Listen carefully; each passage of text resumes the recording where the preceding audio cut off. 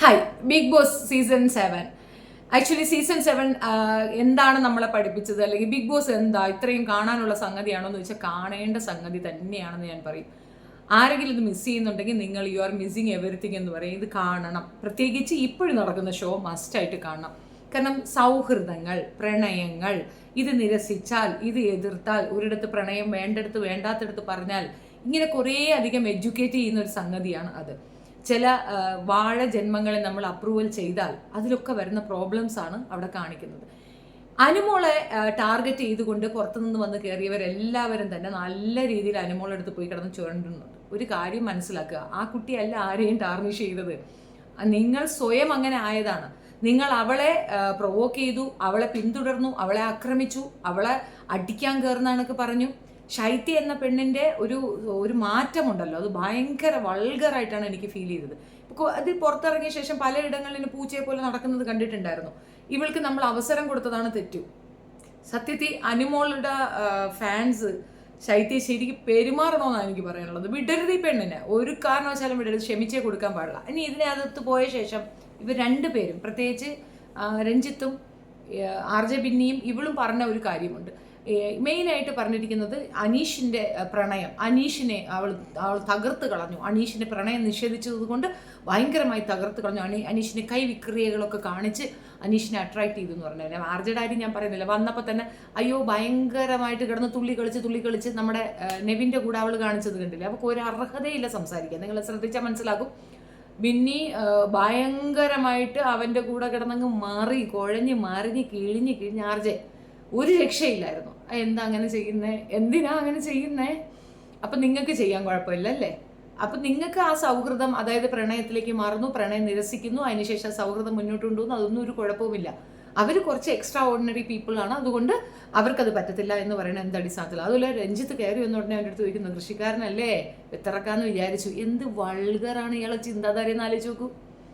അതെന്താ ഈ പറയുന്നേ, വിത്തിറക്കാമെന്നങ്ങ് വിചാരിച്ചു എന്ന്. അതിനൊക്കെ എന്തൊരു ദ്വയാർത്ഥങ്ങളാണെന്ന് ഓർത്ത് നോക്കൂ.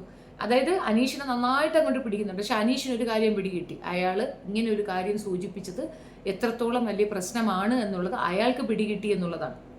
ഇതിവിടെ അങ്ങ് തീർക്കുന്നതാണ് നല്ലതായിരുന്നു, പക്ഷേ ഇത് ഇത്രയും വൾഗറാകുന്നത് എനിക്ക് പിടികിട്ടുന്നത്. അതായത് നന്നായി വീണ്ടും ഒറ്റപ്പെടുന്നുണ്ട്. 7 ദിവസം കൂടെ കടിച്ചു പിടിച്ച് നിൽക്കൂ കുട്ടിയെ, എങ്ങനാലും അത് കഴിഞ്ഞിട്ട് നിനക്ക് പുറത്തിറങ്ങി കഴിഞ്ഞാൽ ഇതെല്ലാം മാറും. പിന്നെ ഇവർ പാർട്ടിസിപ്പേറ്റ് ചെയ്തൊരു പ്രോഗ്രാമിലെ ഒരു വ്യക്തിയെ പറ്റി ഇവരൊക്കെ പറയുന്നത് കേട്ടിരുന്നു. അപ്പോൾ ആ പുള്ളി അനുമോൾക്ക് വേണ്ടി വോട്ട് പറയുന്നുണ്ടായിരുന്നു. അതുപോലെ ഞാൻ ഷിയാസ് കരീം എന്ന് പറയുന്ന വ്യക്തിയുമായിട്ട് ഒരിക്കലും ചേർന്ന് പോകുന്ന ആളല്ല, പക്ഷേ ഷിയാസ് കരീമും അനുമോൾക്ക് വേണ്ടി വോട്ട് പിടിക്കുന്നുണ്ടപ്പോൾ എനിക്ക് അവനോട് ചെറിയ സ്നേഹം തോന്നി കേട്ടോ. കാരണം ഇത്രയൊക്കെ പുറത്ത് നെഗറ്റീവ്സ് ഉണ്ടായിട്ട് പോലും അവൻ അനുമോൾക്ക് വേണ്ടി പറയുന്നത് കണ്ടപ്പം പാവം തോന്നി. ശരിയാണ്, പെങ്ങളെ പോലെ കണക്കാക്കുന്നു. അവൻ പേളിയിലെടുത്തും അങ്ങനെ തന്നെ ആയിരുന്നല്ലോ. എന്ത് തന്നെ ആയാലും ആ ഒരൊറ്റ കാര്യം കൊണ്ട് I M melted very badly.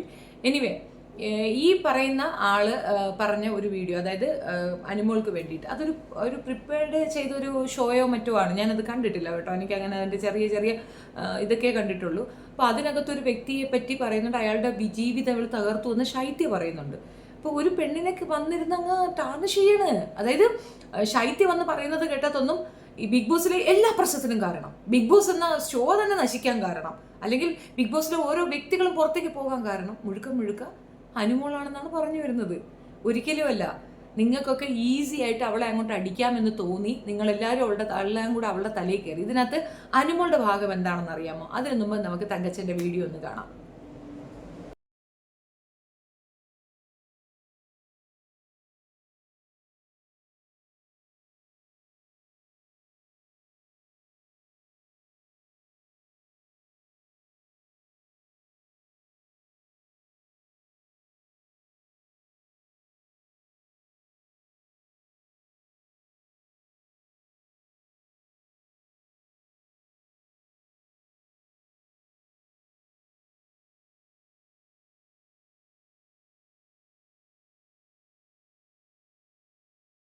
നമസ്കാരം, തങ്കച്ചൻ വിതിരിയാണ്.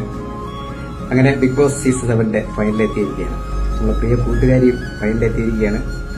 അപ്പോൾ ഒരു കലാകാരൻ, നാട്ടുകാരൻ, സഹപ്രവർത്തകൻ എന്ന നിലയ്ക്ക് എനിക്കും വളരെയധികം സന്തോഷമുണ്ട്.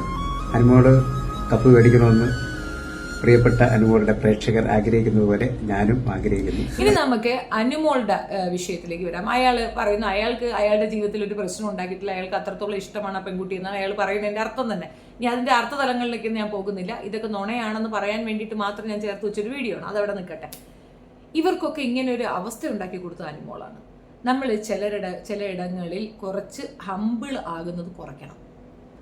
ശരിയായിരിക്കാം, നമുക്ക് അഹങ്കാരം ഉണ്ടെന്ന് ആളുകൾ പറയുമായിരിക്കാം, അതിന് ആറ്റിറ്റ്യൂഡ് എന്നാണ് നാം പറയുക.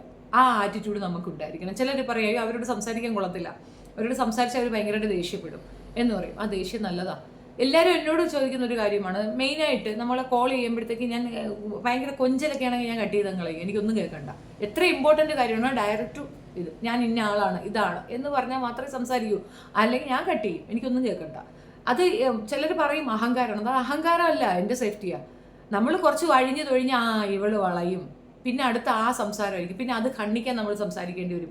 ആ ഖണ്ഡിക്കൽ അതവിടെ പ്രശ്നം ഉണ്ടാക്കും. നീ അപ്പോൾ അന്ന് സംസാരിച്ചപ്പോൾ ചിരിച്ചുകൊണ്ട് സംസാരിച്ചതോ ഇത് വരും. ഇത് അനുമോൾക്ക് ഇതുവരെയും മനസ്സിലായിട്ടില്ല. അത് അനുമോൾ പുറത്തു വരുമ്പം അത് അനുമോളുടെ ഭാഗത്തുള്ള ആ ഒരു മിസ്റ്റേക്ക് അനുമോൾ തിരുത്തണം, കാരണം അത് ശരിയാവത്തില്ല. അങ്ങനെ വളരെ മൈൽഡായിട്ട്, അതായത് ഞാനൊരു പാവം കുട്ടിയാണ് എന്ന ഫോമിൽ ഇവരോടത്തൊക്കെ സംസാരിക്കാൻ പോയിട്ടാണ് ഇവറ്റകൾ അവളെ ഇങ്ങനെ ടാർണിഷ് ചെയ്യുന്നത്. ആ ശൈത്യ ചെയ്തത് ഒരിക്കലും ക്ഷമിക്കാൻ പറ്റുന്ന തെറ്റല്ല. ശൈത്യയെ പറ്റി ഒരുപാട് കാര്യങ്ങൾ അനുമോക്ക് അറിയാന്നൊക്കെ പറയുന്നുണ്ട്. പഠിച്ചോനെ എന്തരാണോ എന്തോ പുറത്തേക്കൊക്കെ പറഞ്ഞ ശൈത്യം നാറും. ഇപ്പൊ ചത്തിരിക്കുകയാണ്, ഇനി ഒരു 10% കൂടെ ഉള്ളൂ, അത് ഏകദേശം തീർന്ന്. 1%, ഒരു 1% ഉള്ളൂ, അതും കൂടെ അങ്ങ് തീർത്ത് കൈ കൊടുത്താൽ പെണ്ണിന്റെ അണ്ണാക്കി പിരിവെട്ടി ഇവിടെ തീരുമെന്നുള്ളതിൽ തർക്കിക്കേ വേണ്ട. അതാ എനിക്ക് മനസ്സിലായത്. പക്ഷെ ഒരു കാര്യമുണ്ട്, അനുമോള് അവളുടെ ആ സൗഹൃദത്തിന് വാല്യൂ കൊടുക്കുന്നുള്ളതാണ്. അതുകൊണ്ട് തന്നെ ഒരുപാട് കാര്യങ്ങൾ പുറത്തേക്ക് പറഞ്ഞില്ല. ശ്രദ്ധിച്ചാൽ മനസ്സിലാകും. ഷാനവാസ് അങ്ങനെയാണ്, ദേഷ്യം വരും. ഇപ്പൊ ആദിലയും നൂറയുമായിട്ട് നല്ല സഹകരിച്ചിരുന്നപ്പം അവരെ പറ്റി കുറ്റമൊന്നും പറഞ്ഞില്ല. അതേസമയം അവരുമായിട്ട് പിണങ്ങിയപ്പോൾ അവരെ പറ്റി മോശം പറയാൻ തുടങ്ങി. അന്ന് അനീഷിന്റെ അടുത്ത് ഒന്ന് പറഞ്ഞതും അതാണ്, അവരങ്ങനെ ചെയ്തു, അവരിങ്ങനെ ചെയ്തു, എനിക്ക് ഒരുപാട് കാര്യങ്ങൾ പറയാനുണ്ട്, ഞാൻ എല്ലാം വിളിച്ചു പറയും എന്ന് പറഞ്ഞില്ലേ. അതാണ്, അത് റോങ് സൗഹൃദമാണ്. ശരിക്കും ഷാനവാസ് ഒരു സൗഹൃദത്തിൽ കൂട്ടാൻ പറ്റാത്ത ഒരാളാണ് എന്നുള്ളതിന്റെ തെളിവും കൂടെ അതാണ്. അതേ സെയിം തന്നെയാണ് ഇവരും കാണിക്കുന്നത്. അനുമോള് പക്ഷെ തിരിച്ചാണ്, ഒരു അക്ഷരം പറയുന്നില്ല. അവൾ ഇത്രയും അവിടെ കിടന്ന് പ്രൊവോക്ക് ചെയ്യുന്നു, അവൾ തിരിച്ച് ഒരു അക്ഷരം പറയുന്നില്ല, മിണ്ടാതെ കല്ല് പോലെ ഇരിക്കുന്നത്. അതെന്തൊരു സ്ട്രോങ് ആണെന്ന് ഓർത്ത് നോക്കിയാണ്. എന്നെ കൊണ്ടൊക്കില്ല, ഞാനാണെങ്കിൽ എഴുന്നേറ്റ് ഒരെണ്ണം പൊട്ടിക്കും. ഇത് മിണ്ടാതിരിക്കുന്നുണ്ട്. അപ്പം അതിനകത്തുണ്ട് അവളുടെ പ്രതിഷേധം എന്താണെന്ന്. മിണ്ടരുത്, അവൾക്ക് മറുപടി കൊടുക്കരുത്, അത് ക്ലിയർ ചെയ്യരുത്. അവൾക്ക് കൊടുക്കാൻ പറ്റുന്ന ഏറ്റവും നല്ല പണിഷ്മെന്റ് അത് തന്നെയാണ്. നീ നിന്റെ നിലപാടിൽ ഉറച്ചു തന്നെ നിൽക്കുക, ഞങ്ങളൊക്കെ കണ്ടതാണ്, ഇനി ആരും കാണിക്കാനില്ല, ഒന്നുമില്ല, മര്യാദയ്ക്ക് അവിടെ ഇരിക്കട്ടെ. അവൾ ഇനി വന്ന് സോപ്പിട്ടാലും മിണ്ടാൻ പോകരുത്. അവൾ അത്രയ്ക്ക് കിടന്ന് ഗർജിച്ചു, കരഞ്ഞു, ഷോ കാണിച്ചു. എന്താടി കപ്പ് കിട്ടുമെന്ന് വിചാരിച്ചാ? പട്ടി ഷോയും കൊണ്ട് വന്നിരിക്കുകയാണ് പാട്ടി. പോട്ടെ, ഇപ്പം അവളെ പട്ടിന്ന് വിളിച്ചോണ്ട് പറയാൻ അടുത്ത് വരും. പക്ഷേ എനിക്ക് വരുന്നതിന് നല്ല വാക്കൊന്നും വരുന്നില്ല. വികട സരസ്വതി നാക്കിലേക്ക് കയറി വരുന്നു.